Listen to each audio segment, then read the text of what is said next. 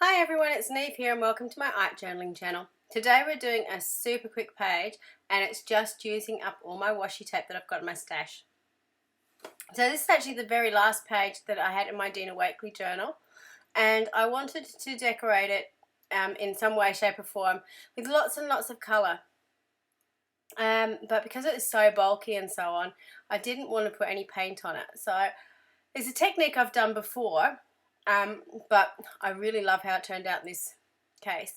So I'm using all my Dina Wakley, mostly Dina Wakley, but there is some Dilutions washi tapes here. And you can see I've just got them all piled out, and basically what I'm doing is going down and sticking them on the page. Now this is onto the cotton rag paper. This works on any page and it would make a great front cover for a journal as well. It would also be a really cool technique on scrapbooking page or even on a card. You could do this sort of background and chop it up into bits and have it as a card front.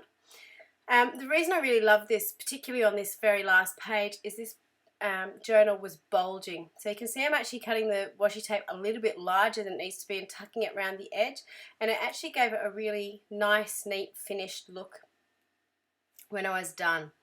So I'm just going down, not really worrying about what colours or patterns I've got together. It's just all a big hodgepodge of stuff.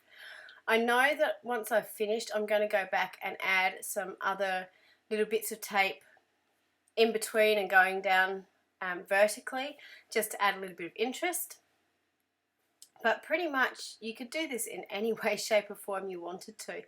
And it was a very relaxing thing to do, and I think I've sped this up a little bit, but it took me about 12 minutes from start to finish to do this. So you can see I'm also varying the widths of the washi, trying not to put too many big widths together and little widths, just sort of mixing them all up. And you'll notice with that scripty stamp too that it doesn't bother me that it's going horizontally.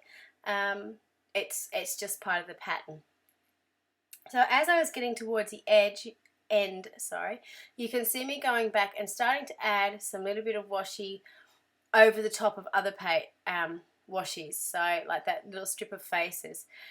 Just making sure I've sort of burnished it down so it's nice and firm on the page. And now I'm just going back in the other way with these face stamps. So with the Dina Wakley one, she's got a few washis like this, which have actually got little squares like these hearts that you can sort of cut out into different bits. You can either have them individually or you can have them as one long pattern. You can do them in any way, shape or form you like, really. There's no right or wrong way to do this. So I'm going in with some of that scripty stamp as well. It is a very pale blue colour, but once it's put down on the others, it kind of blends into the background, which I really like.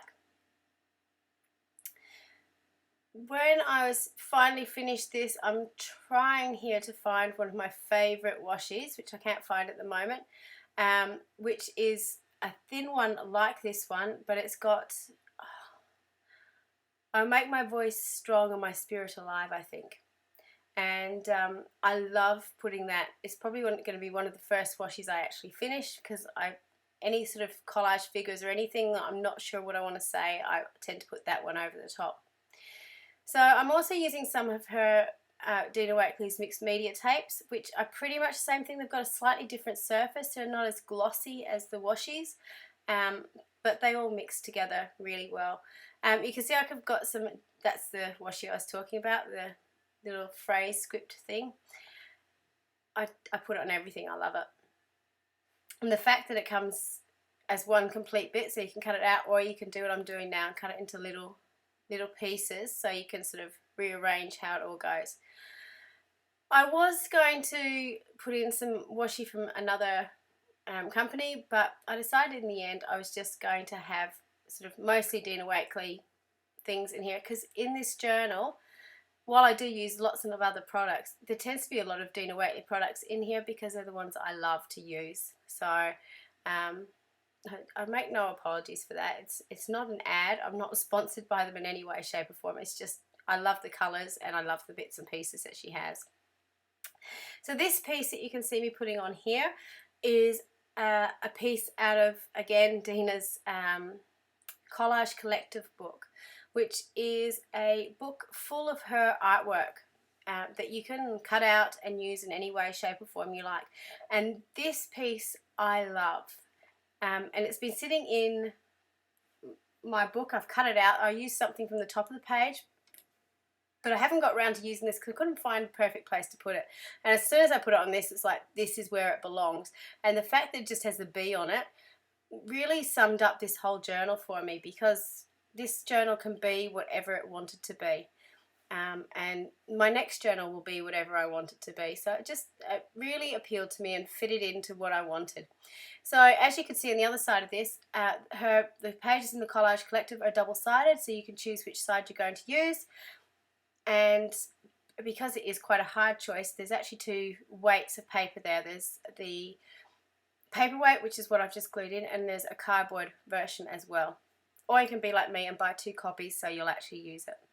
So this is the final version of this page. It was really quick. It's a really fun technique, and it's something you could translate to lots of different projects.